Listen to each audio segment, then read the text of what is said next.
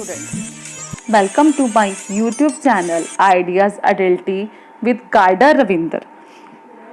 आज हम कक्षा 10 से प्रेमचंद जी द्वारा लिखा गया पाठ बड़े भाई साहब के बारे में पढ़ेंगे।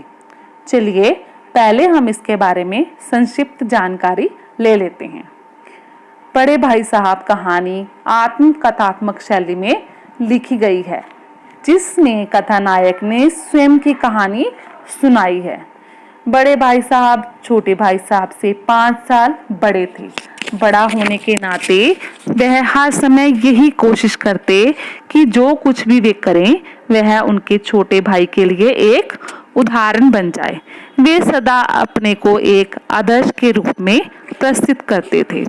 उन्हें लगता था कि जैसा आचरण वे करेंगे उनका छोटा भाई भी वैसा ही करेगा। इसलिए वे छोटे भाई को अच्छी शिक्षा देने की चाह में बड़े भाई साहब को अपने मन की इच्छाएं दबानी पड़ती थी। चलिए इस पाठ के बारे में विस्तार से जान लेते हैं।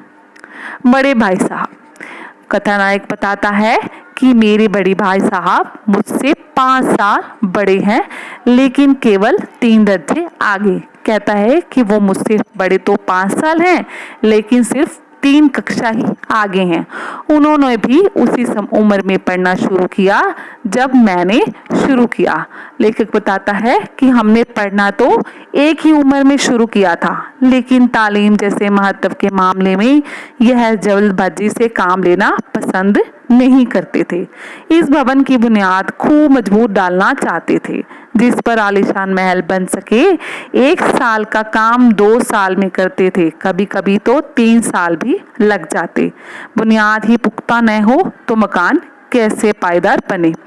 मतलब लेखक कहना चाहता है कि उसका भाई जो था वो एक ही कक्षा को कभी कभी तो 2 साल लगा देता और कभी कभी उसे 3 साल भी लग जाते थे।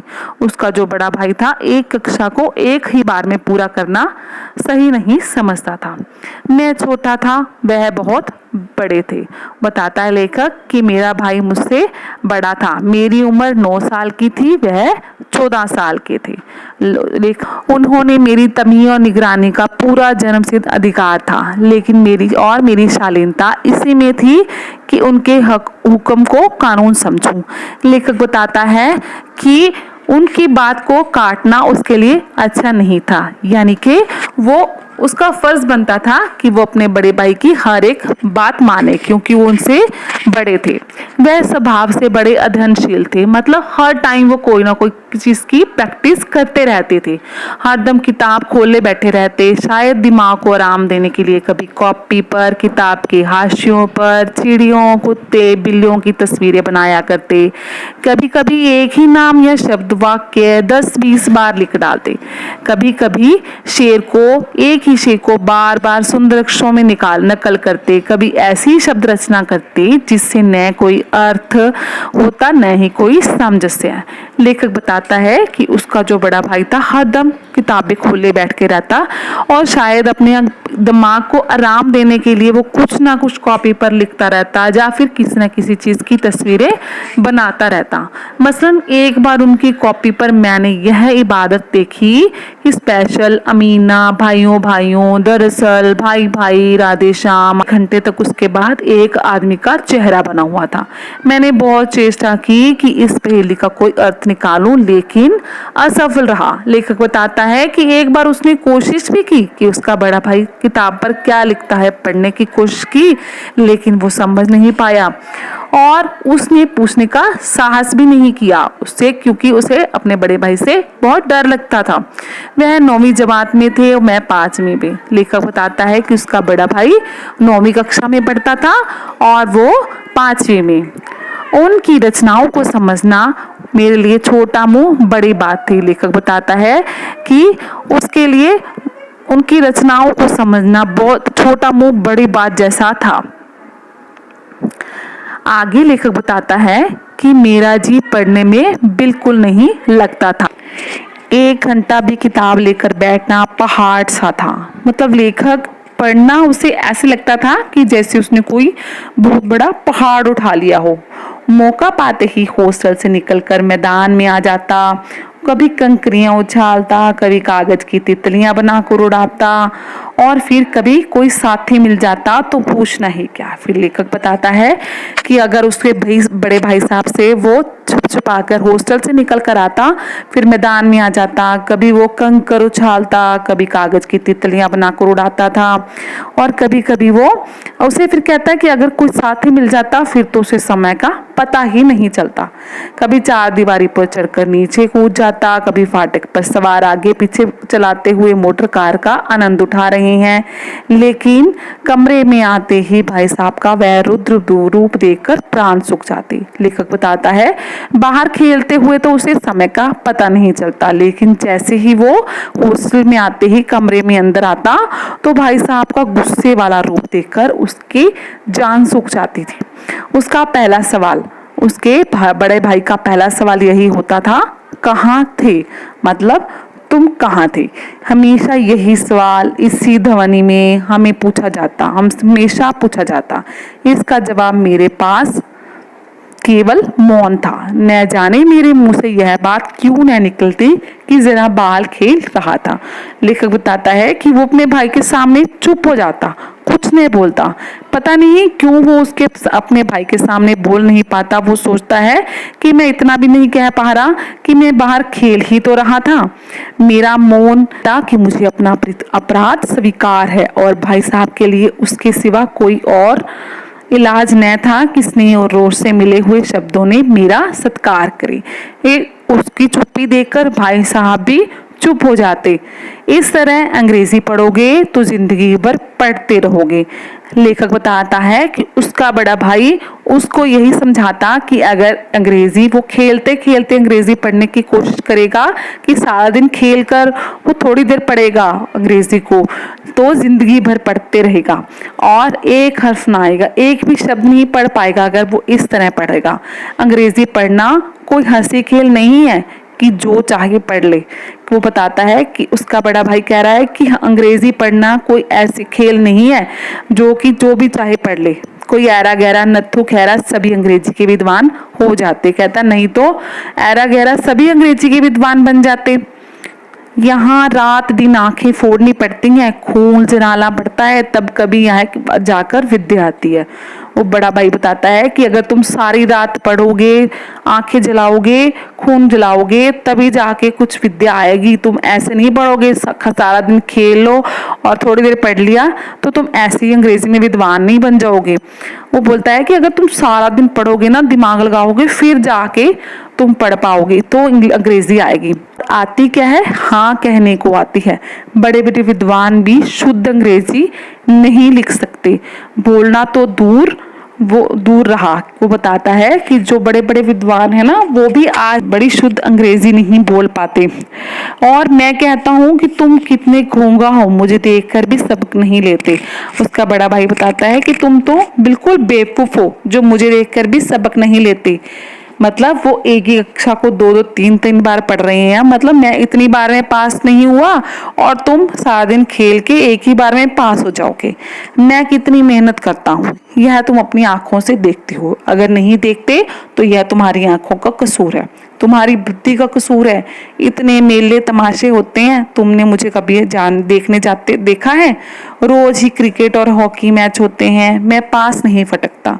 उसका बड़ा भाई बताता है कि मैं सारा दिन पढ़ता रहता हूँ। तुमने कभी मुझे मेले तमाशे में जाते हुए देखा है? कभी मैच खेलते हुए देखा है? मैं पास तक नहीं जाता, हमेशा पढ़ता रहता हूँ। उस पर भी एक एक दर्जे में दो तीन साल लग जाते हैं। कहता है इतने पढ़ने के बावजूद भी मैं तीन साल एक ही कक्षा में पढ़ा रहता हूँ। फिर भी तुम कैसे आशा करते हो कि तुम खेल कूद कर वक्त गवाकर पास हो जाओगे? तुम कैसे सोच सकते हो कि तुम खेल कूद कर ही ऐसे ही वक्त गवाकर पास हो जाओगे? मुझे तो 2-3 ही साल लगते हैं, तुम उम्र भर इस रास्ते में पड़े सड़ते रहोगे। उसका बड़ा भाई कहता है कि अगर तुम इसी तरह रहे तो मुझे तो शायद लेकिन इस हिसाब से तुम तो सारी उम्र ही एक ही कक्षा में पड़े रहोगे जिस हिसाब से तुम पढ़ते हो। अगर तुम्हें इस तरह उम्र गंवानी है तो बेहतर है कि घर चले जाओ। लेखक का बड़ा भाई कहता है कि तुम्हें अगर ऐसे ही पढ़ना है तो बेहतर है कि तुम हॉस्टल में मत रहो। ऐसे ही खर्चा क्यों करते हो? तुम घर चले जाओ, मजे से गुल्ली डंडा खेलो, दादा का गाड़ी कमाई के रुपए क्यों बर्बाद करते हो। कहता कि दादा की, अपने पिता की मेहनत की कमाई क्यों बर्बाद कर रहे हो। यह मैं लताड़ सुनकर आंसू बहाने लगता। जवाब ही क्या था, अपराध तो मैंने किया, लताड़ कौन सही।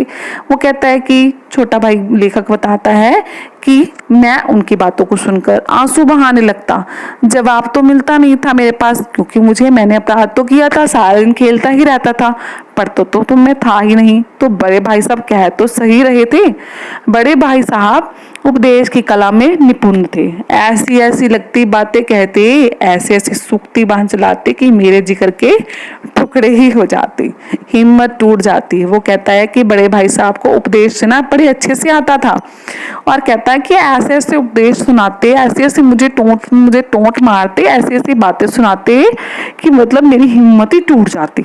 इस तरह जान तोड़कर मेहनत करने की शक्ति में अपने में न पाता, और उस निराशा में जरा देर के लिए मैं सोचने लगता, क्यों ना घर चला जाऊं, जो काम मेरे बूते से बाहर है उसमें हाथ डालकर क्यों अपनी जिंदगी खराब करूं। कहता थोड़ी देर के लिए तो मैं भी सोचता कि बड़े भाई साहब ठीक ही तो कह रहे हैं, अगर मैं मतलब पढ़ने का मेरा मन ही नहीं है तो मैं क्यों पैसे खराब कर रहा हूँ। मैं घर चला जाता हूँ और अपनी जिंदगी मजे से जीता हूँ, क्यों अपनी जिंदगी खराब कर रहा हूँ।